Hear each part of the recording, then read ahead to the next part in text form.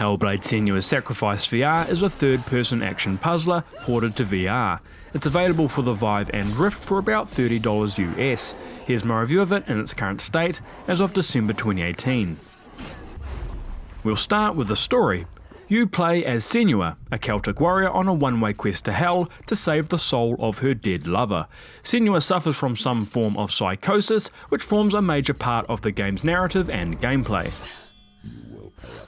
For this. The game features a good deal of well-performed voice work, and the character modelling of Senua in particular is absolutely fantastic.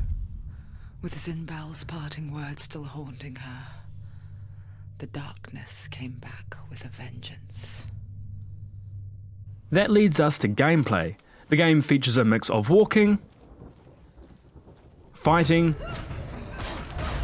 watching, and puzzling. Puzzles involve matching symbols inscribed on doors to objects in their surrounding environment. The game keeps this fresh with illusionary mechanics and by increasing the complexity of the environments. The combat is a basic mix of fast attack, strong attack, melee kick, dodge and block.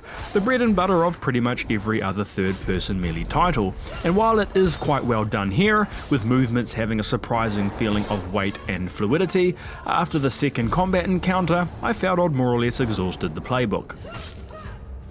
The game can be played either on keyboard and mouse or via a controller. I'm personally using a DualShock 4.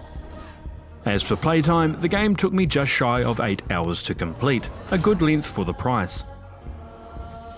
Moving on to enemy, which include half a dozen or so kinds of melee grunt, as well as a handful of bosses. None are all that much to write home about, though they do each require slightly different approaches to dispatch effectively.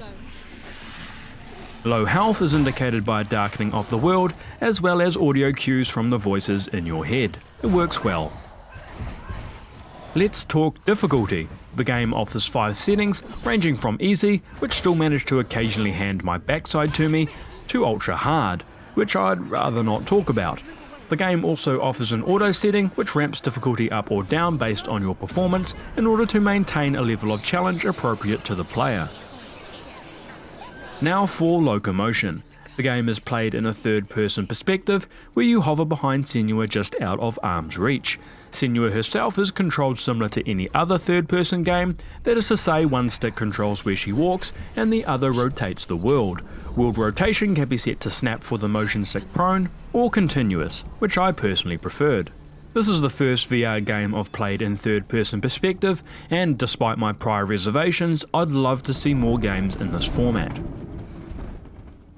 On to sound, which is amazing. The 3D mapping is great, as is the overall polish and performances. This is an area they've obviously paid careful attention to, though it's worth mentioning I did have occasional issues with out-of-sync audio.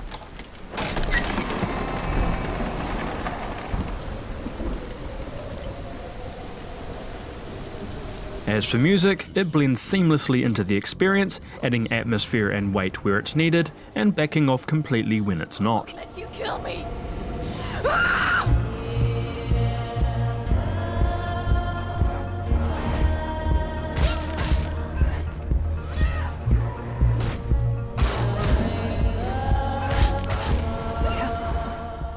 That leads us to graphics, which are gobsmackingly good, both in their overall visual quality and in their simulations of distance and depth. As for settings, you'll find more than enough to achieve your desired trade-off between performance and pretty. Performance-wise, with my 1070 I found a good balance on high to very high settings. Now for the verdict. Although I personally found the combat a bit lacking, as an overall experience, with its fantastic graphics, interesting puzzle elements, and emotionally charged narrative, something dearly lacking in the current offering of VR titles, this is absolutely worth picking up.